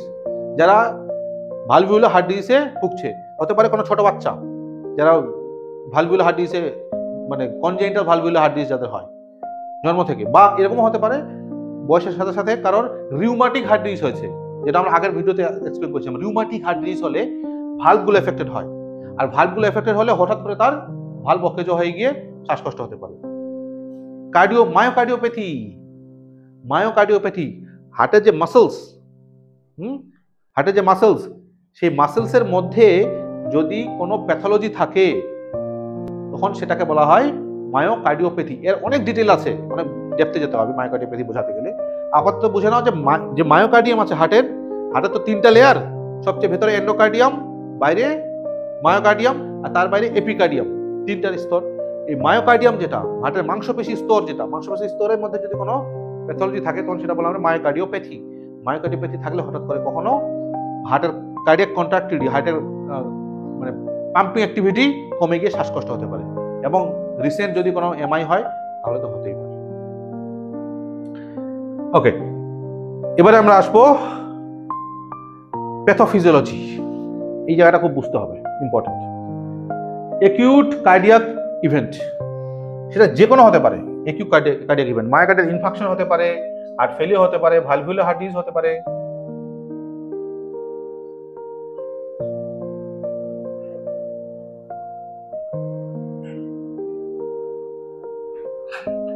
ওকে, তো অ্যাকিউট যদি কোনো কার্ডিয়াক ইভেন্ট হয়, ফার্স্ট স্টেপ মানে হার্ট হঠাৎ করে কোনো একটা কারণের জন্য অকেজো হয়ে গেলে হার্ট অ্যাটাক হতে পারে, হার্টের মধ্যে ভালভিউলার হার্ট ডিজিজ হয়ে রিগার্জিটেশন হতে পারে, বা ওই যে বললাম পেপিলারি মাসেল রাপচার হতে পারে। যে কোনো একটা হোক না কেন, হার্ট যদি হঠাৎ করে তার কার্যকারিতা কমে যায়।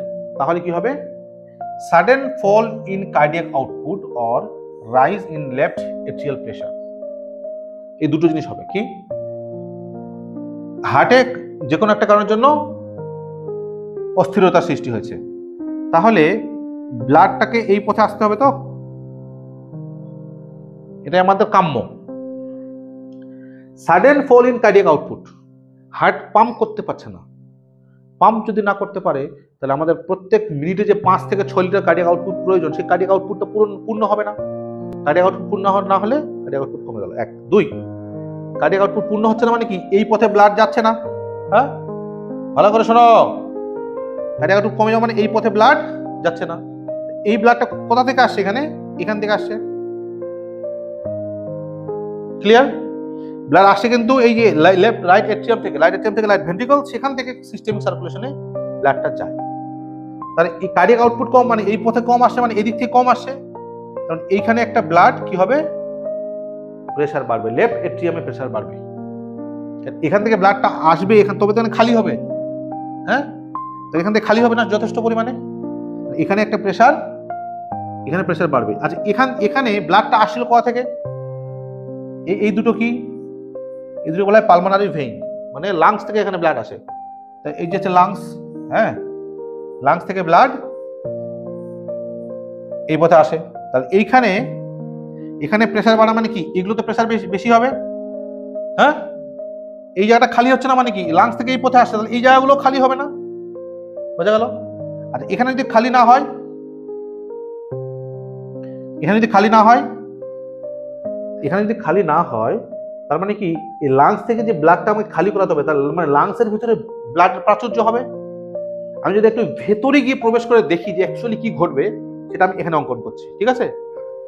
এখানে রক্ত এবং মানে শ্বাসনালীর মধ্যে সম্পর্কটা কি, এই ধরনের, এই যেটা শ্বাসনালী, সরু আর কি, একটা ব্রাঞ্চ নিয়েছি একদম শেষের দিকে। এই ব্রাঞ্চটা একটা বায়ু থলি দিয়ে গিয়ে খুলে যায়, এলভিওলাই বলে। এই এলভিওলাই আবার কি হয়, এলভিওলাই আবার এটা রক্তনালীকে পেঁচিয়ে থাকে। ঠিক আছে? আচ্ছা, এইখানে প্রেসার বেশি মানে কি, এই যে রক্তনালীর ভিতরে প্রেসার বেশি, তাই কি না? তার মানে কি এখানেও প্রেসার বেশি। তাহলে এলভিওলাইয়ের পাশে যে রক্তনালীটা রয়েছে, এই রক্তনালীটার মধ্যে প্রেসার যদি বেশি হয়, তাহলে এখানে কি হয়, গ্যাসিয়াস এক্সচেঞ্জ হয়, শুধুমাত্র গ্যাস লেনদেন হয়, তাই কি না? কিন্তু এখানে যদি প্রেসার যদি বেশি হয়, তখন যেটা হবে, তখন দুটো জিনিস ঘটবে। এটা ধরো আরেকটা এলভিওলাই, এটা ধরো আরেকটা এলভিওলাই। এই কি হলো, ফিজিওলজি আবার সব মুছে গেল নাকি? আচ্ছা, আবার অঙ্কন করি তাহলে।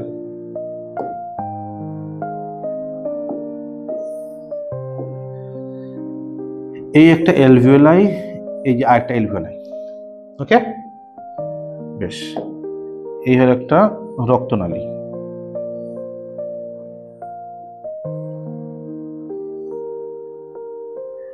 এখন এইখানে যদি ব্লাড বেশি জমা হয়, তার মানে এরা আসে কোথা থেকে, লাংস থেকে আসে, এখানে রক্তনালী বেশি, ব্লাড বেশি হবে, ব্লাড প্রেশার বেশি হবে। আচ্ছা, তার মানে এখানে বেশি ব্লাড প্রেশার বেশি হবে মানে এখানেও ব্লাড প্রেশার বেশি, তাই কি না? সিম্পল, মানে এটা এরই ব্রাঞ্চ আর কি কোথাও।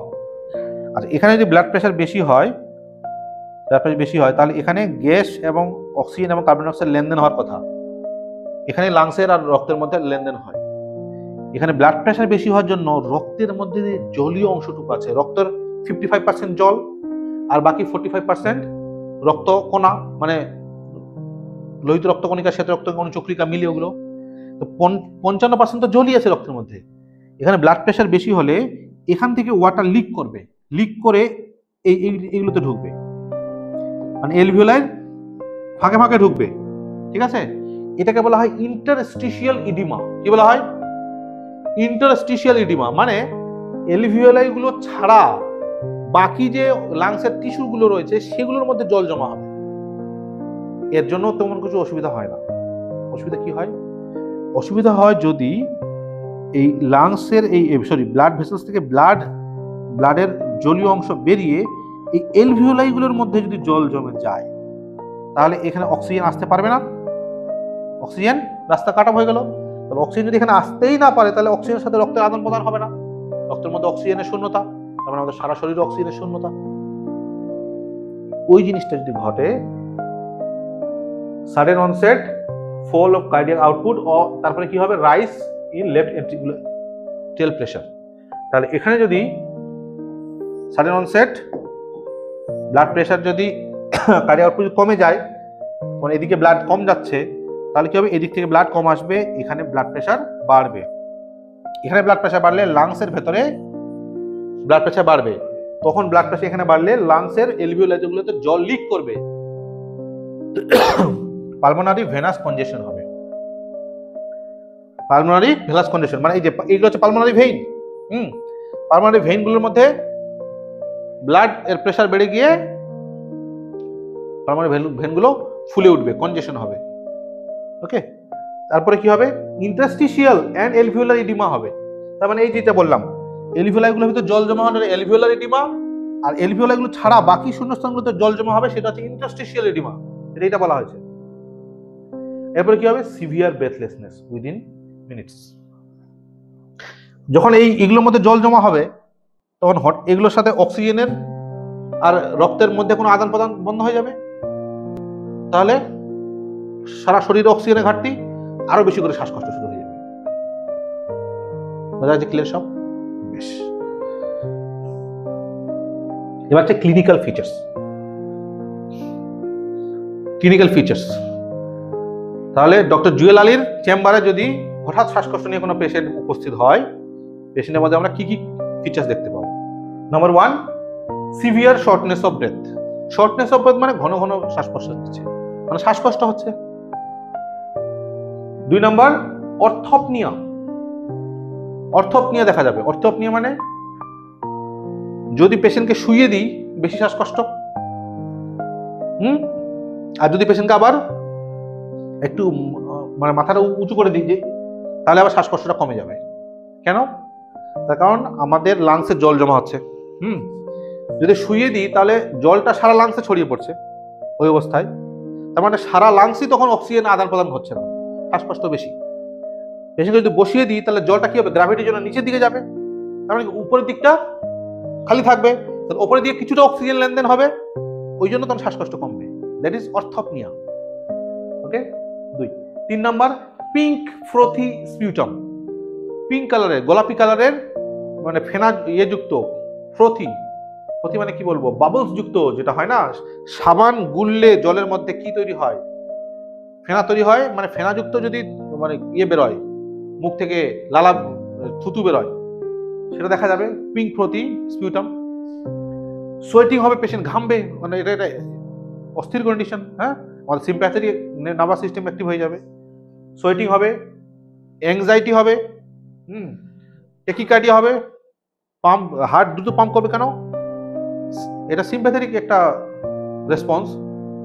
আমাদের ব্লাড পরিবহন হচ্ছে কিন্তু অক্সিজেন নাই ব্লাডে, আমাদের শরীর কি মনে করবে যে ব্লাডে হয়তো আমাদের শরীরে হয়তো ব্লাড পরিবহনই কম হচ্ছে, ওই জন্য তো অক্সিজেনের সাপ্লাই হচ্ছে না। তখন আমাদের সিম্প্যাথেটিক নার্ভাস সিস্টেম হার্টকে বেশি সংকোচন প্রসারিত হওয়ার জন্য নির্দেশ দেবে, হার্ট দ্রুত সংকোচন প্রসারণ হবে, টেকিকার্ডিয়া হবে আর কি। টেকিকার্ডিয়া হবে ওই ঘাটতিটা পূরণ করবার জন্য, রাইট?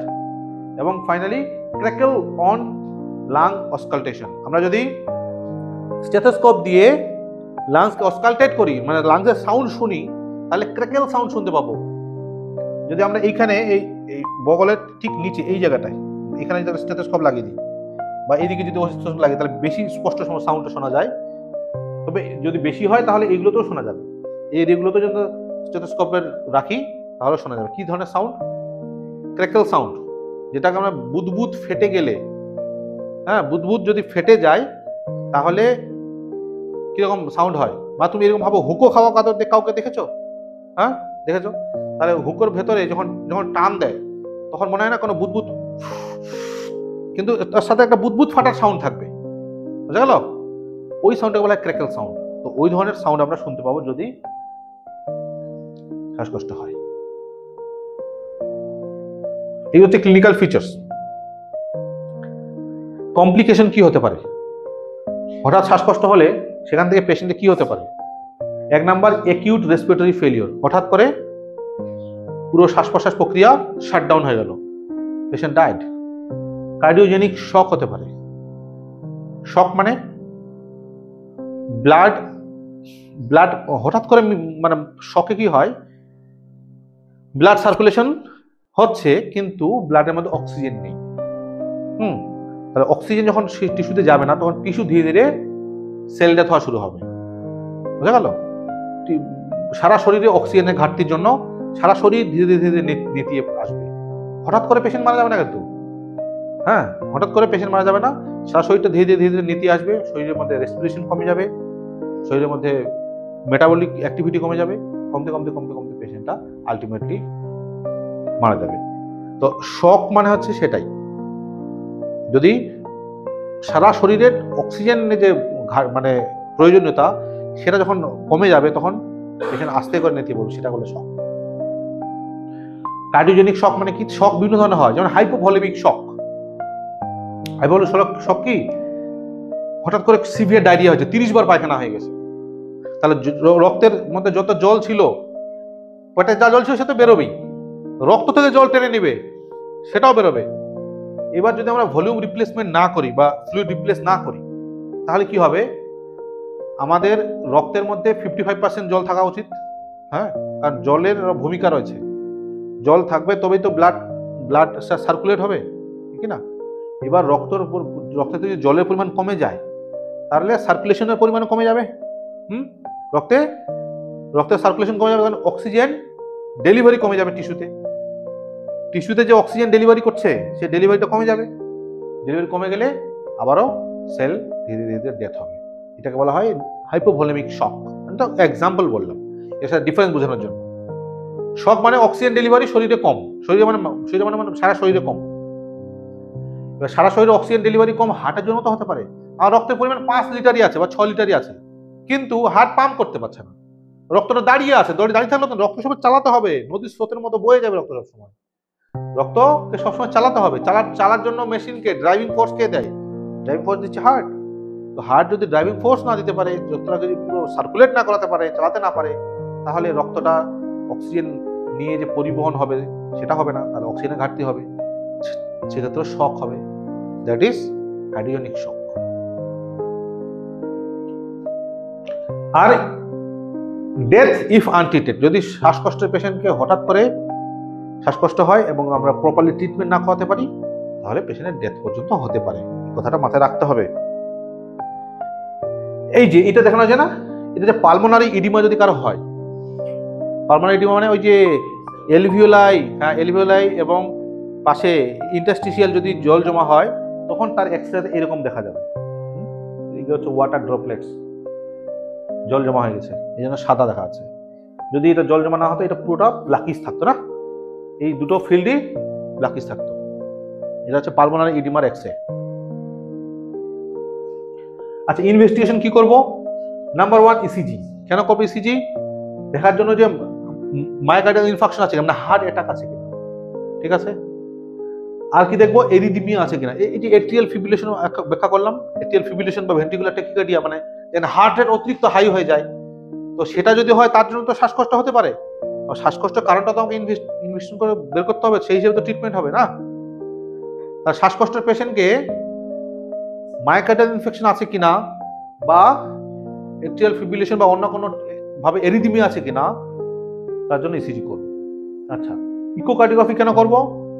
লেফট ভেন্ট্রিকুলার ফাংশন দেখার জন্য, যে লেফট ভেন্ট্রিকুলার ফাংশন ঠিক হচ্ছে কিনা, বা ভালভুলার কোনো রাপচার হয়েছে কিনা, যেটা ভালভ রাপচার হয়, যেটা রিগার্জিটেশন হওয়ার কথা বললাম, সেটা হয়েছে কিনা সেটা জানতে পারবো ইকোকার্ডিওগ্রাফির মাধ্যমে।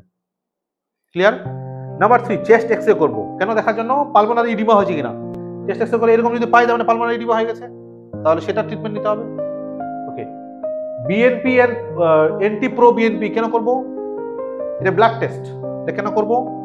এটা দেখার জন্য হার্ট ফেলিওর হচ্ছে কিনা, হার্ট ফেলিওর আছে কিনা। হার্ট ফেলিওর থাকলে বিএনপি এবং এন্টি প্রো বিএনপি এই বিশেষ পেপটাইডগুলোর পরিমাণ রক্তে বেড়ে যায়। এগুলোর পরিমাণ যদি বেড়ে, তার মানে বুঝতে হবে যে হার্ট ফেলিওর হচ্ছে পেশেন্টের। ট্রপটি কেন করব? ট্রপোনিন টি, ট্রোপোনিন টি এবং ট্রোপোনিন আই হয়, ট্রপ টি এবং ট্রপ আই। তো এই ট্রপ টি পরীক্ষা করলে যেরকম প্রেগনেন্সি টেস্টের মতোই অলমোস্ট, হ্যাঁ, দুটো যদি আমরা লাইন পাই তাহলে পজিটিভ, একটা হলে নেগেটিভ। ওকে, দেখানো হয়েছে পজিটিভ নেগেটিভ। এটা মানে কি, যদি মায়োকার্ডিয়াল ইনফাকশন থাকে, হার্ট অ্যাটাক যদি থাকে, তাহলে আমাদের হার্ট থেকে একটা বিশেষ প্রোটিন, বিশেষ একটা প্রোটিন ট্রোপোনিন টি, তার নাম হচ্ছে ট্রোপোনিন টি, সেই প্রোটিনটা রিলিজ হয়। যেমন হার্ট ফেলিওর হলে বিএনপি রিলিজ হয়, তেমনি হার্ট অ্যাটাক হলে ট্রোপোনিন টি বা ট্রোপোনিন আই, এই দুটো প্রোটিন রিলিজ হয়। এবং আমার যে হার্ট অ্যাটাক যদি থাকে, তাহলে আমার শরীরে রক্তে কি হবে, ট্রোপোনিন টি রিলিজ হয়ে যাবে। এবার আমি ব্লাড নিয়ে যদি চেক করা হয়, তাহলে ট্রোপোনিন টি দেখা যাবে। ট্রোপোনিন টি থাকা মানে দুটো দাগ আসবে এই স্ট্রিপগুলোতে। তার ট্রোপোনিন, এইটা দুটো দাগ আসা মানে কি, ট্রোপোনিন টি আছে। ট্রোপোনিন টি আসে মানে কি, মায়োকার্ডিয়াল ইনফাকশন আছে, হার্ট অ্যাটাক আছে, তাহলে সেই হিসেবে ট্রিটমেন্ট চলবে।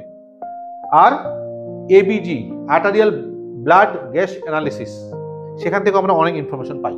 সেগুলো নিয়ে আমি আলাদা কোনো একটা ভিডিওতে ডিটেল পড়াবো, এবিজি কিভাবে দেখবো, এবিজিটা কি, কিন্তু এবিজিও টেস্ট করতে হবে।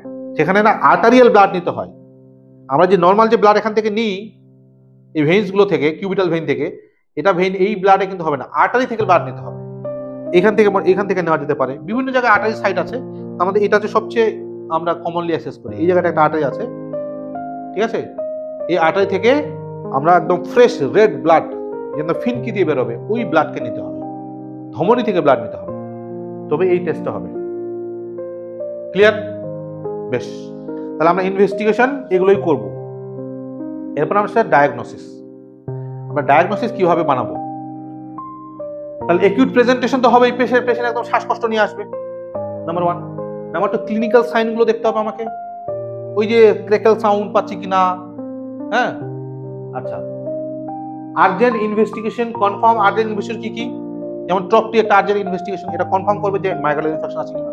ইসিজি একটা আর্জেন্ট ইনভেস্টিগেশন, সেখান থেকে আমরা পারবো যে এরিথমিয়া আছে কিনা বা মায়োকার্ডিয়াল ইনফাকশন আছে কিনা। প্রো বিএনপি এগুলো করতে তো সময় লাগবে, কিন্তু ট্রপটিটা তো দ্রুত হয়ে যাবে। তো urgent investigation confirm the diagnosis of cardiac cause of sudden breathlessness. তাহলে হার্ট জনিত কারণেই যে শ্বাসকষ্টটা হচ্ছে সেটা আমরা পেয়ে যাব। আচ্ছা, হঠাৎ শ্বাসকষ্ট একটা বাচ্চার মধ্যে শুরু হলো, কি কারণ হতে পারে? দিনের বেলা হলে আরো বেশি সাসপেক্ট করব। বাচ্চার মধ্যে হঠাৎ শ্বাসকষ্ট কি কারণে হতে পারে? শ্বাসকষ্ট, বাচ্চা তো একটু হাঁপাবে, ওটা হাঁপানো আলাদা জিনিস, একটু হাঁপাবে তারপর আবার ঠিক হয়ে যাবে। কিন্তু একটা বাচ্চা হঠাৎ শ্বাসকষ্ট, এটা সাসপেক্ট করতে হবে সবসময় ফরেন বডি, তারা পয়সা খেয়ে ফেলে, আর গুলি খেয়ে ফেলে, আর কি খেয়ে ফেলে, এই কথাটা মাথায় রাখতে হবে। ওইটা যদি গলায় শ্বাস নিতে চলে যায়, শ্বাসকষ্ট শুরু হয়ে যাবে। ওই কথাটা কিন্তু বাচ্চাদের ক্ষেত্রে মাথায় রাখতে হবে, ফরেন বডি অনেক সময় ঢুকে যায়। একটা বাচ্চা যার শ্বাসকষ্ট হচ্ছে, ধরো বাচ্চার বয়স 1 বছর, কি কারণ হতে পারে? মোস্ট লাইকলি কারণ কনজেনিটাল হার্ট ডিজিজ। কিছু কিছু বাচ্চাদের জন্ম থেকেই ভালভুলার হার্ট ডিজিজ থাকে, বা কনজেনিটাল অন্যান্য হার্ট ডিজিজ যেগুলো হয় সেগুলো থাকে। দুটো এট্রিয়াম এর মধ্যে যে একটা সেপ্টাম থাকে, সেপ্টামটা ফুটো, ভেন্ট্রিকলের মধ্যে যে সেপ্টাম থাকে, লেফট সাইডে কি রক্ত? অক্সিজেন যুক্ত রক্ত, তাই তো, আর রাইট সাইডে কার্বন ডাইঅক্সাইড যুক্ত রক্ত। দুটো ভেন্ট্রিকল যে আছে, লেফট এবং রাইট ভেন্ট্রিকলের মাঝখানে একটা সেপ্টাম আছে, কিন্তু সেপ্টামটা ধরো জন্মগতভাবে ফুটো, তাহলে অক্সিজেন যুক্ত রক্ত এবং কার্বন ডাইঅক্সাইড যুক্ত মিক্স হয়ে যাবে। তাহলে আমাদের মানে আমাদের শরীরে যে অক্সিজেন যুক্ত রক্ত পাঠাতে হবে সেটা পর্যাপ্ত যাবে না, তখন শরীরে শ্বাসকষ্ট হতে পারে।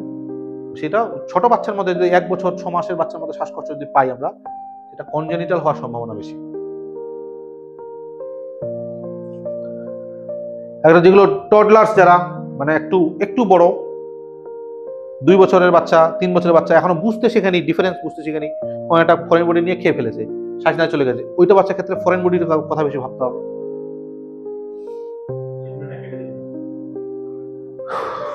ওকে, প্রিভেনশন। এবার আমরা আসি ট্রিটমেন্টে। তো শ্বাসকষ্ট যদি হঠাৎ হয়, তাহলে আমরা কি কি ট্রিটমেন্ট নিতে পারবো? Number 1, upright position. পেশেন্টকে শুয়ে দেওয়া যাবে না শ্বাসকষ্ট হলে এরকম পজিশনে থাকবে পেশেন্ট, মাথাটা উঁচুতে থাকবে, number 1। Number 2, high flow oxygen যদি ব্যবস্থা থাকে, অক্সিজেন সিলিন্ডার, তাহলে হাই ফ্লোতে দিতে হবে। মানে কত লিটারে 2 বা 3 সেট করবো ব্যাপারটা তা নয়, একটু হাই ফ্লোতে দিতে হবে, কারণ শ্বাসকষ্ট অলরেডি হচ্ছে। অক্সিজেনের মাত্রা তখন রক্তে যদি রক্ত চলাচল কমও করে, অক্সিজেনের মাত্রা যদি বেশি থাকে, যেতটুকু রক্ত যাচ্ছে ততটুকু রক্তের মধ্যে অক্সিজেনের মাত্রা বেশি থাকে, তাহলে শ্বাসকষ্টটা কমবে না। ওকে, আইভি ডায়াবেটিক্স যদি আমরা দেখি হার্ট ফেলিওরের জন্য হচ্ছে, তাহলে আমাদের কাছে থাকে না লেসিক্স ইনজেকশন, হ্যাঁ লেসিক্স ইনজেকশন থাকে না, একটা লেসিক্স ইনজেকশন দিয়ে দিতে পারি যদি মনে হয় যে হার্ট ফেলিওরের জন্য হচ্ছে। কেন? যদি আমরা লেসিক্স ইনজেকশন দিই তাহলে তার কি হবে, ইউরেসিস হবে, মানে প্রস্রাব হবে। প্রস্রাব হলে ব্লাড ভলিউমটা কমবে, ব্লাড ভলিউম কমলে আমাদের হার্টের ওই অল্প ব্লাড যেটা পড়ে থাকবে সেই ব্লাডটাকে সার্কুলেট করতে সুবিধা হবে। মানে মনে করো যে হার্ট ব্লাড পাম্প করতে পারছে না যথেষ্ট, ঠিক আছে, আমার শরীরে 6 লিটার রক্ত আছে, 6 লিটার রক্ত পাম্প করতে হার্টের যতটুকু কষ্ট হবে তার থেকে যদি আমি 1 লিটার কমাতে পারি প্রস্রাব করে, তাহলে মানে হার্টে ব্লাড কত পড়ে থাকলো, 5 লিটার।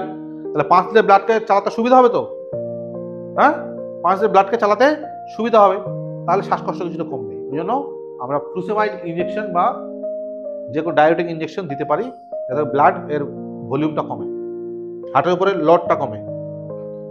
আর এই পরিস্থিতিতে কেউ যদি জল খাওয়ায় তাহলে কি হবে, শ্বাসকষ্ট, তাকে যদি জল খাওয়ায় তাহলে কি হবে, ব্লাড ভলিউম বাড়বে, তার শ্বাসকষ্টটা বাড়বে। তো ওই জন্য শ্বাসকষ্ট হলে কখনোই জল খাওয়াবে না, এক তো সেটা শ্বাস নালীতে চলে যেতে পারে, 2 নম্বর ব্লাড ভলিউমও বাড়বে। আচ্ছা, নাইট্রেটস ইফ বিপি অ্যালাউস, যদি বিপি অ্যালাউ করে তাহলে আমরা নাইট্রেটস দিয়ে দেখতে পাই, নাইট্রেটস জাতীয় কিছু ইনজেকশন পাওয়া যায়। সেটা আমাদের লেভেলে আমরা দেব না, এটা হসপিটালের জন্য বলা আছে। ওকে, মরফিন সিলেক্টেড কেসে যদি খুব বেশি তীব্র হার্টে ব্যথা, মানে বুকে ব্যথা তার সাথে শ্বাসকষ্ট, তাহলে মরফিন দেওয়া যেতে পারে, সেখানে ব্যথা কমবে, এটাও আমরা দেব না। ট্রিট প্রিসিপিটেটিং কজ, যেমন এমআই যদি থাকে, মানে যে কারণের জন্য শ্বাসকষ্ট হচ্ছে, এরিথমিয়া যদি থাকে, তার একটা এমআই এর একটা ড্রাগস লোডিং ডোজ একটা দিয়ে দিতে পারে। মায়োকার্ডিয়াল ইনফাকশনের জন্য যে loading dose of অ্যাট্রোভাস্টাটিন, ক্লোফিডোগ্রেল and Ecosprin, হ্যাঁ এই 3টা ঔষধের যে লোডিং ডোজ আমরা দিই সেটা কিন্তু আমরা দিয়ে দিতে পারি। সেক্ষেত্রে যদি আমরা ডায়াগনোসিস ভুলও করি, মায়োকার্ডিয়াল ইনফাকশন নেই অথচ আমি দিয়ে দিয়েছি, কিছু হবে না। তো একটা এমআই এর লোডিং ডোজ আমরা দিতে পারি, বা এরিথমিয়া যদি দেখতে পাই, অ্যান্টি এরিথমিক ড্রাগস যদি আমরা দিতে পারি, সেখানে আমরা পেশেন্টটাকে সেভ করতে পারবো, রাইট। আচ্ছা, ডেফিনিটিভ ট্রিটমেন্ট কি? ডেফিনিটিভ ট্রিটমেন্ট কি? রিভাস্কুলাইজেশন অফ ইফ এমআই, যদি এমআই থাকে তাহলে রিভাস্কুলার, মানে যেটা সার্জিক্যাল প্রসিডিওর আর কি, এমআই হলে যেটা সার্জিক্যালি যেটা আমরা করা হয়, রিভাস্কুলাইজেশন, এটা আমরা জেনে রাখবো, এগুলো তো আমরা করবো না, কিন্তু আমরা জেনে রাখলাম হ্যাঁ এই ট্রিটমেন্টটা হয়, এই ডিজিজের এই ট্রিটমেন্টটা হয়, সেটা আমাদের জানা উচিত, তাহলে আমাদের শিক্ষিত মনে হবে। আচ্ছা, ভালভ সার্জারি যদি অ্যাকিউট এমআর হয়, মানে মাইট্রাল রিগার্জিটেশন যেটা বলা হলো, হ্যাঁ সেক্ষেত্রে ভালভের সার্জারি করার প্রয়োজন আছে, ভালভটাকে ঠিক না করলে তো হার্ট ঠিক হবে না। আর কি, অ্যান্টি এরিথমিক্স অর কার্ডিওভার্সন কখন, যদি এট্রিয়াল ফিব্রিলেশন হয়, বা পিএসভিটি হয়, অতিরিক্ত যে হার্ট রেট হাই হয়ে যায় না, তখন আমরা যে শক কার্ডিওভার্সন বলা হয়, শক দিলে হঠাৎ করে আবার তার নর্মাল যে রিদম সেই রিদমে ফিরে আসবে হার্ট, তো কার্ডিওভার্সন করার প্রয়োজন হতে পারে। তো দিস আর দ্য ট্রিটমেন্ট। তাহলে আমাদের লেভেলে আমরা কি করতে পারবো? পেশেন্টকে লেসিক্স দিতে পারবো, অক্সিজেন দিতে পারবো, আপরাইট পজিশন করাতে পারবো, হ্যাঁ একটা এমআই এর লোডিং ডোজ দিতে পারবো, এগুলোও তো জানার দরকার ছিল। রাইট। প্রগনোসিস কি? Depends on cause and speed of treatment. Prognosis হচ্ছে ডিপেন্ডস অন কজ, কি কারণের জন্য শ্বাসকষ্ট হচ্ছে তার উপর নির্ভর করে যে পেশেন্টের পরিণতি কি হবে। প্রগনোসিস মানে কি, পেশেন্ট, আমরা যদি ডাক্তার হই, পেশেন্টের বাড়ির লোক কিন্তু আমাদেরকে জিজ্ঞেস করে যে পেশেন্ট বাঁচবে তো, পেশেন্টের কি হয়েছে, পেশেন্টের এরপরে কি হবে, কি করতে হবে, এগুলো ব্যাখ্যা করাই হচ্ছে প্রগনোসিসের নলেজ রাখবে। তাহলে যে কোনো একটা রোগের মানে পরিণতি কি হতে পারে সেটা হচ্ছে প্রগনোসিস। তো প্রগনোসিসের depends on cause. Myocardial infection থেকে শ্বাসকষ্ট হতে পারে, হার্ট ফেলিওর থেকে হতে পারে, ভালভুলার হার্ট ডিজিজ থেকে হতে পারে। তো কি কারণের জন্য হচ্ছে তার উপর নির্ভর করবে যে পেশেন্টের পরিণতি কি হবে, রাইট? আচ্ছা, স্পিড অফ ট্রিটমেন্ট, কত দ্রুত আমরা ট্রিটমেন্ট নিতে পারছি তার উপর নির্ভর করবে। High mortality if associated with cardiogenic shock. যদি কার্ডিওজেনিক শকের সাথে শ্বাসকষ্ট হয় তাহলে মোর্টালিটির চান্স খুব কম। কারণ হার্ট যদি একেবারে কার্ডিওজেনিক শক মানে কখন হার্ট পাম্প করতেই পারছে না, হার্ট যদি পাম্পই না করতে পারে তাহলে হার্টকে আগে ঠিক করতে হবে, তাহলে পুরো সার্কুলেশন ঠিক হবে। আর মাঝখানে আমরা বাস করি যে সমস্ত এলাকাতে, আমাদের ডেভেলপিং কান্ট্রিজ, ইন্ডিয়া, একটা হার্ট সেন্টার কলকাতায়, তাহলে এই দূর দূরান্ত থেকে একটা পেশেন্ট 12 ঘন্টা জার্নি করে যখন কলকাতা পৌঁছবে তখন তার হার্ট কি আর পাম্পিং একটু থাকবে? Patient died. কত দ্রুত ট্রিটমেন্ট দিতে পারছি, কত দ্রুত আমরা হার্টের স্পেশালিস্টের কাছে পৌঁছতে পারছি, এর উপরেও কিন্তু পেশেন্টের প্রগনোসিস নির্ভর করছে, ঠিক না? Prevention, last topic. হঠাৎ শ্বাসকষ্ট যেন আমাদের না আসে, না যেন হয়, তার জন্য কি কি প্রিভেন্টিভ মেজার্স আমরা নিতে পারি। Number 1, optimal management of chronic heart disease. যেগুলো পুরনো হার্ট ডিজিজ আমাদের রয়েছে সেগুলোকে অপটিমালি ম্যানেজ করতে, ভালোভাবে ট্রিটমেন্ট করে চলতে হবে, number 1। Number 2, early recognition of warming symptoms. যে কোনো একটা, যেমন হঠাৎ কিন্তু যেমন একটা রোগ ব্যাধি হলে তার কিন্তু একটা আর্লি সিমটমস দেয়, হার্ট অ্যাটাক হলে বা যে কোনো হার্ট ডিজিজ হলে তার একটা আর্লি সিমটমস দেয়। তো আর্লি সিমটমটাকে চিনতে হবে এবং তার প্রপার ট্রিটমেন্ট করাতে হবে, তাহলে আমাদের ওই শ্বাসকষ্ট অবধি আমরা পৌঁছাবো না। আমার ব্লাড প্রেশার হাই, আজকে 150, আমরা জানি যে 2 বছর ট্রিটমেন্ট না করলে এটা 180 হবে। হ্যাঁ, তাহলে যখন আমার 150 ব্লাড প্রেশার থাকে তখন থেকে আমাকে ট্রিটমেন্ট করাতে হবে, তখন থেকে আমাকে হেলথ এবং ডায়েটের প্রতি সচেতন হতে হবে। আচ্ছা, regular follow up with cardiac specialist. Heart যদি ডিজিজ থাকে তাহলে কার্ডিয়াক স্পেশালিস্টের কাছে রেগুলার ফলো আপ করতে হবে, তবেই আমরা সাডেন অনসেট ব্রেথলেসনেস থেকে নিজেকে প্রিভেন্ট করতে পারবো। এখানে ক্লাস ডিসমিস।